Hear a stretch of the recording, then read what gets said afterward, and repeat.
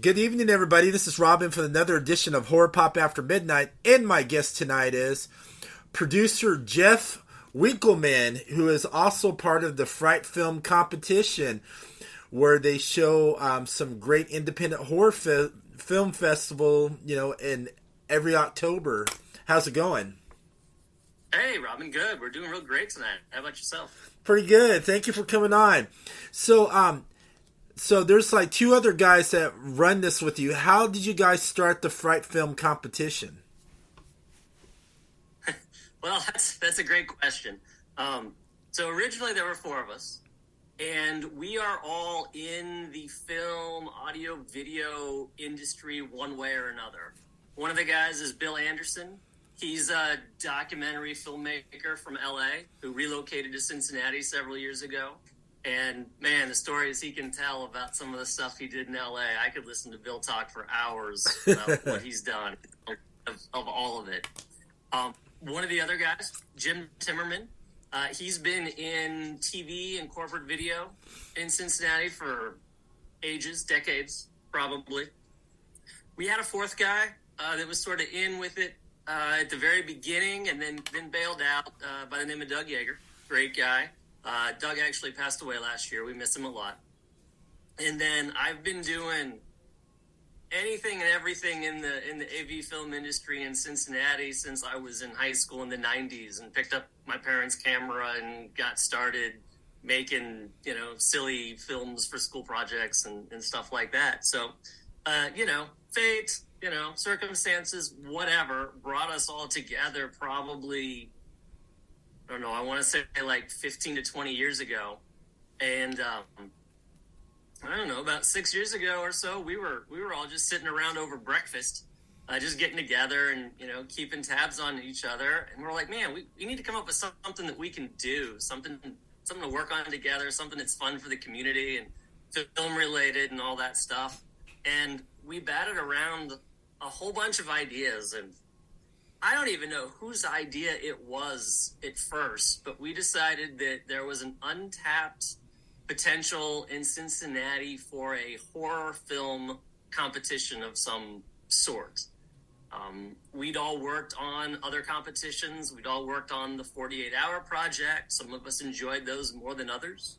Some didn't find that appealing. Some of us had worked on Winter Film, which is another local competition that takes place every winter in Cincinnati, which is great and a lot of fun. But nobody was doing anything horror-related. So we kind of took things that we liked about some of the other competitions in the area and crafted one specific to horror movies. And Fright Film was born over a breakfast table. So when you guys started the Fright Film Competition, when you did it for the very first time, what was going through your guys' heads? And did you guys make a horror film for the first ever Fright Film Competition? Oh, when we first launched the thing, we just hoped somebody would sign up to be in it. We really didn't know if it was going to take off, if people were interested in it. We set it up, we kicked it off. We had, I want to say 14 or 15 teams that got into it that year, and we were actually really happy with our first year and how it went. We did not make our own film because we've got enough to do during the competition period. And that was something we talked about doing one just for exhibition that wouldn't be eligible for awards. But at the end of the day, we decided that it was in our best interest not to get bogged down with that and simply to work on making sure that the competition was a good experience for everybody involved in it. Maybe one of these days you'll surprise one and do it for the grand finale at one of the festivals. You guys come up with some crazy messed up horror film, like a short or even a indie horror feature film. Yeah, something like that would be a lot of fun. Now, let's talk about Bill Anderson. He's from L.A. So am I. So he must have been crazy in the head to come out to the Midwest like me. I think Bill, like many people, did it for a woman. He met a woman out in LA, and I can't remember if she was from Cincinnati or had family out here in Cincinnati, but she decided she was going to relocate here. And, Bill had to decide how much he loved that woman. And he decided that he loved her enough that he was coming to Cincinnati with her. That's pretty wild. Now, let's talk about the Fright Film Competition. So, do you get like indie filmmakers from all around? How did he find it out? How do you like spread it out? For everybody to have like different teams and competitions to make that perfect horror film. Yeah, so our main draw is obviously in Cincinnati. We're here. The screening event is always in Cincinnati. However, we've made it known that it's open to anybody anywhere. Actually, we promote over our website. We promote over Facebook. We get into some of the filmmaking Facebook groups, all over the world, and throw the information out there. Last year, we had a team sign up from Savannah, Georgia. That was pretty exciting, except they didn't finish. They didn't actually submit a film. They got bogged down with what we'll call real work, or paying work, as it is. And so they were not able to submit their entry by the deadline. So they backed out. We've had conversations this year with a team or a group of people in California, actually, that are considering whether or not they're going to enter. They haven't decided yet, but they're checking their calendars and seeing if it's something that they want to get into. So that's really exciting. But most of our teams are from Cincinnati, Columbus, Dayton. I think we drew a team or two from Indianapolis, but our core group is Cincinnati filmmakers. Yeah, there's a lot of great Cincinnati filmmakers out here in Ohio and Indiana because there's a lot of, interesting independent horror films that have been shot a lot lately around Indiana and Ohio, which I think is awesome. Well, it's great to see just the film industry thriving in Cincinnati, not just in the horror genre, but all over the place. The tax incentives have been great for drawing films here, and it's just been fun to watch, see everybody involved in it. Yeah, and the Fright Film Competition, what were some of your memorable moments of seeing in some of these teams' horror films? What was one of the films that really, got your guys' attention when they submitted it? Wow. Well, there have been a bunch of them over the years. This is our 5th year. So we've had 4 of these under our belt so far.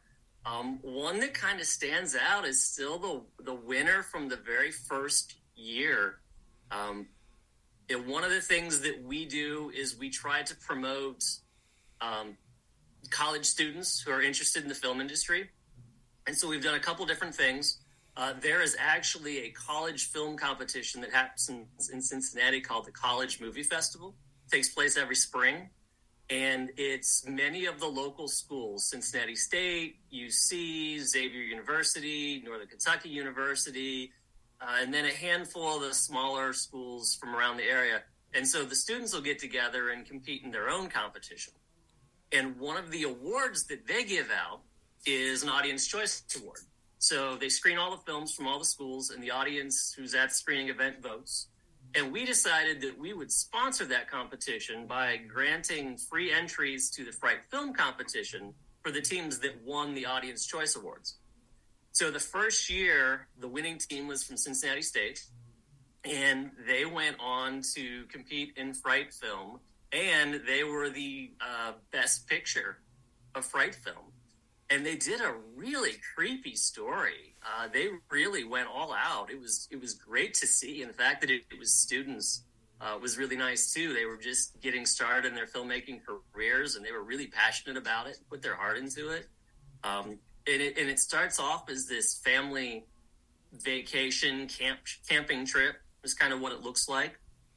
And a couple of sisters, an older one and a younger one, and they're besties. And their family's there, and another family's there, and they're camping together. And, I don't want to spoil all of it, but, there's some really weird interactions between some of the family members that left yourself kind of scratching your head.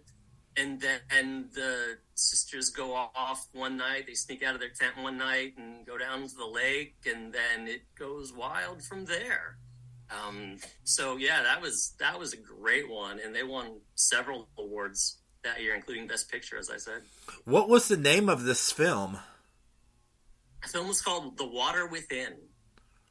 Woo, that sounds kind of interesting. I'll have to try to find out where that's at and give it a checked out myself.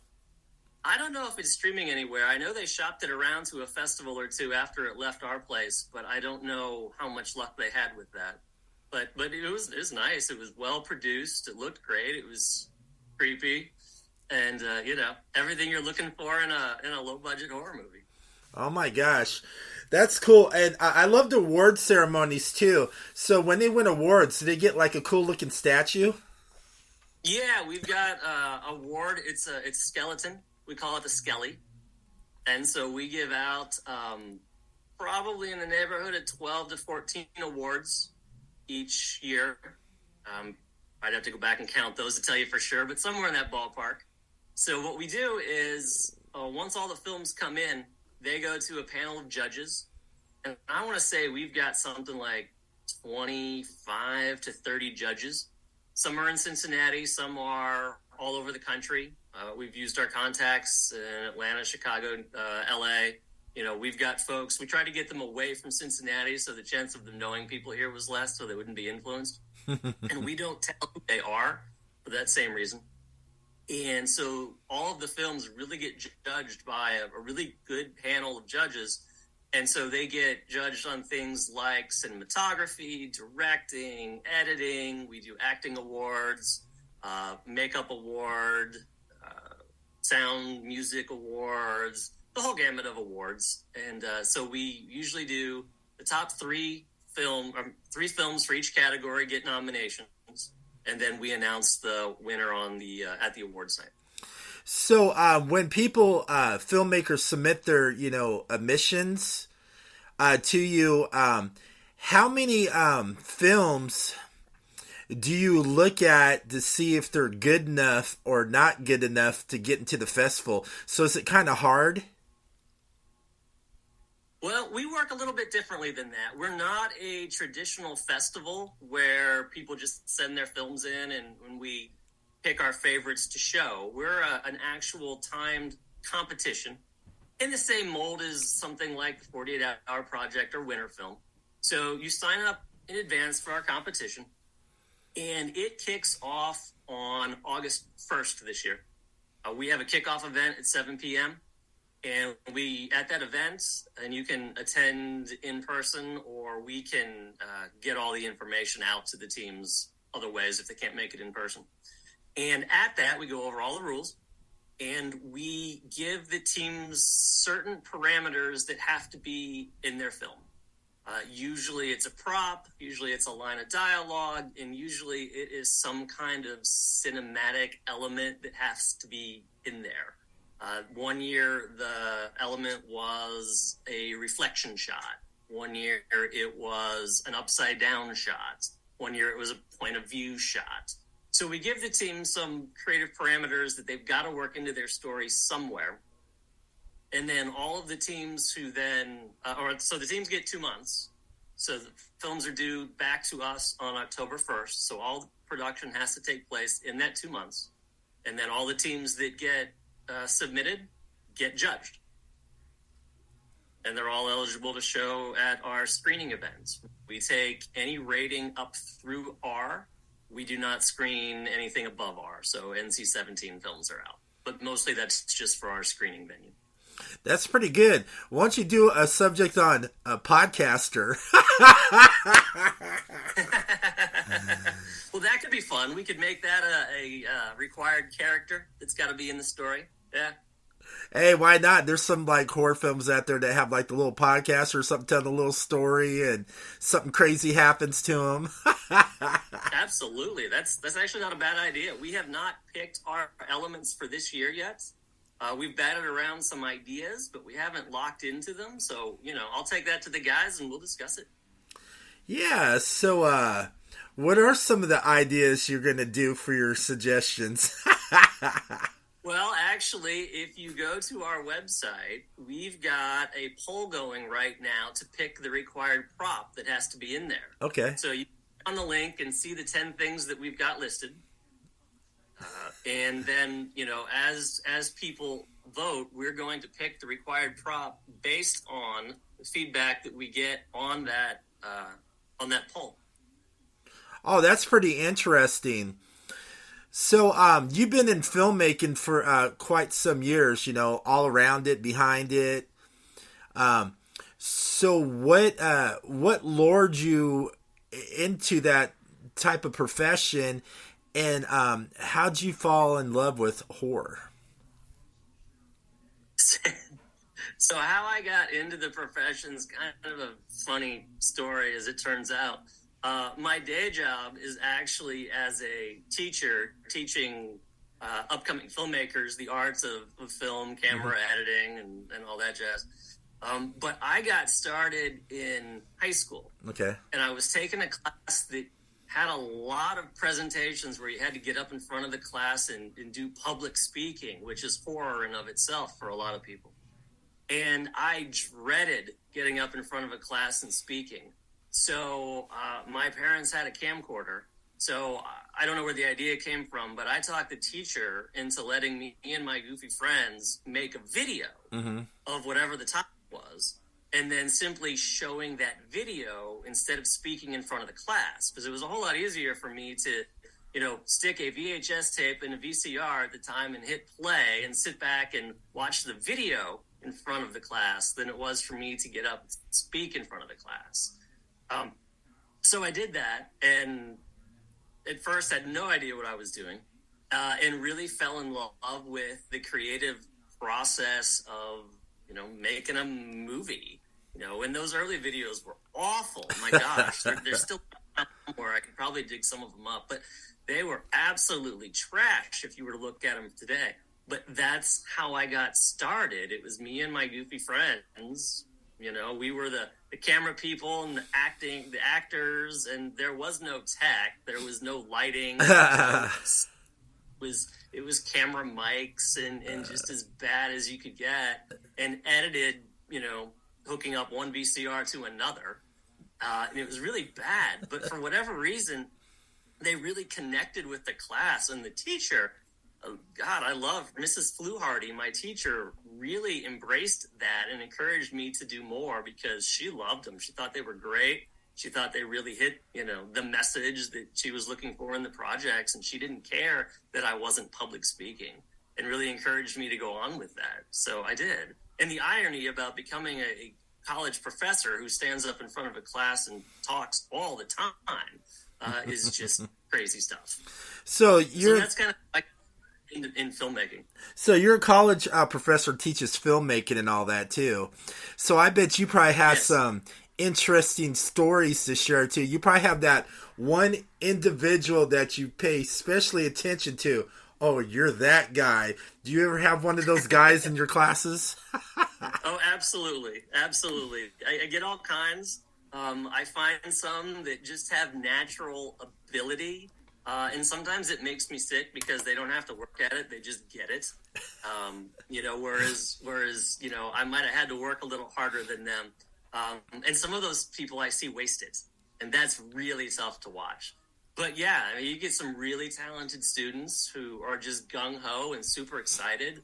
And I hope that when they're done with my classes, that I've left them with some nuggets of wisdom that will, carry them on through their career, not just in the technical stuff that I taught them, but just in life and filmmaking and the whole process. That's pretty cool, man. I could never picture you being a college professor. I mean, I'm picturing you like, working around, film and all that, but you don't look like a college professor at all, man. I get that a lot, actually, but it's true. I really am. Oh, really? Do you have one of those like Sherlock Holmes pipes? You just sit there in your office and just think and reminisce? I do not, but that's not a bad idea. I need to decorate my office a little bit. Maybe I'll do something like that. I bet your office probably has a bunch of movie memorabilia all around. Back when I had my own classroom and nobody cared what I did with it, I used to rotate movie posters through it. Mm-hmm. So I would pick some big movie that was coming out, and I would get the posters as soon as they came out, hang them up on the wall, and talk about the upcoming movies and stuff. And then after that movie had been out for a couple of weeks, then that poster would come down, and I'd rotate something else in there. I had some Star Wars posters that kind of lived in there for a while, which was fun. All right. Hey, I'm a big Star Wars nerd too. That's pretty cool. Great. I have in my basement a Revenge of the Jedi poster. Ooh, those are nice, man. Those are really hard to come by too, man. They are. You got to like look hard around. So yeah. So I'm kind of glad you guys are doing like a horror film festival in Cincinnati. I mean, because you got like Nightmares up in Columbus, and then you got one in Indianapolis, and I never knew about that. I just saw you guys online, and I go, wow, because, I do a lot of, film festivals. There's a lot of independent film festivals around here, too. But when I found out, I was like, oh, there's like a horror film, Fright Film Competition going around here in Cincinnati. I'm intrigued. Yeah. Well, we've only been doing it, like I said, a few years. This is our 5th year. And then we got set back a little bit with COVID. Yeah. So it didn't. Year one was 2019, and it went really well. And then we had to take a step back with COVID, so we almost had to reset a little bit and sort of rebuild the brand from the initial year. So we've been building it back up, and we've just been taking registrations for this year for just over a week, and we're already at, I think the last count was 13 teams are signed up for this one. So we're really excited about the early signups. And like I said, the competition doesn't kick off till August 1, so we've still got plenty of time to grow for this year. Dude, 13 teams. Wow, that's going to be a lot of fun, gory horror. Yeah, we're looking forward to it. The films are capped at 13 minutes, so we're always keeping an eye on, how long is that screen time going to be. And that will dictate a little bit about what time we start the screening event, but it's always the last weekend in October, assuming we can get our venue. And we're still locking in the venue, the date, the time, but we're really looking at that Saturday before Halloween as our screening event. That's going to be pretty awesome right before Halloween. That's a great time, man. That's when you see all the craziness and all out, man, because this competition, you're going to probably have some crazy, like, little demented, horror nuts, it's like, we're going to do this top subject. Let's see if we can make this, like, really, really way beyond fucked up. Yeah, and that's why we picked that time of year, because we wanted to tie it into October, because that's the best time of the year for horror movies. And, we really timed it out so that could be the thing, and so we want to get as close to that as possible. Obviously the filmmakers all come to the show, but we also promote to the public, and we get people who come in because they're just looking to get their fix of, short indie horror movies. There's a whole industry there. And so, we get people who just kind of wander into our show to see what it's all about. And that's a lot of fun too. So where can they find you on social media and all that great stuff? So our website is frightfilmcompetition.com. And you can also find our Facebook page just by looking that same thing up, Fright Film Competition. And you'll see we're celebrating our 5th year. We're really excited about it. But that's where you'll find us. That's pretty cool. And I'm looking forward to meeting Bill Anderson and your other partner, Jim Timmerman. Yeah, Jim Timmerman. I'm looking forward to meeting him, especially Bill Anderson. I'm gonna have to pick his brain. Going, why'd you come from here for the Ohio from California like I did? If you can make it to our screening event, you'll get that chance. Oh, I am. I'm gonna give him that weird look too. Well, who would give me that weird look? He's like, why are you asking me that? You're here too, and I'm like, yeah. Right? Yeah. Why did you come to Cincinnati? Exactly. But I'm really looking forward to checking out some great indie horror from a lot of talented filmmakers around the area and stuff. And of course, I'm going to be scooping, getting some interviews too, because I love supporting indie and also indie horror filmmakers. I like to hear their stories and, get them out there so people can, check out their future projects. That's what I like doing. Absolutely. And I'm really excited about some of the folks who are signed up this year. We've got some people who are competing with us for the first time, but they've done some of the other competitions and they do great work. So I'm looking forward to seeing how they put their talents into a good horror movie. Ooh, a filmmaker I'm looking forward to, I think he's going to be doing it. He's really good too, is Doug Strong. Oh, yeah, Doug Strong. His team actually won a couple years ago with a film called Psycho Bastard. Yes, and Doug, I know Doug. He's a he's a very talented filmmaker and stuff, and he knows what he's doing, man. That guy has a great crazy imagination. That guy can do horror. He can do drama. I saw a great film of his over at Winter Film, which was pretty good. So you need to definitely check that out. But yeah, I'm dying to see what Doug Strong does, because I know he's going to be in this competition. I have my sources.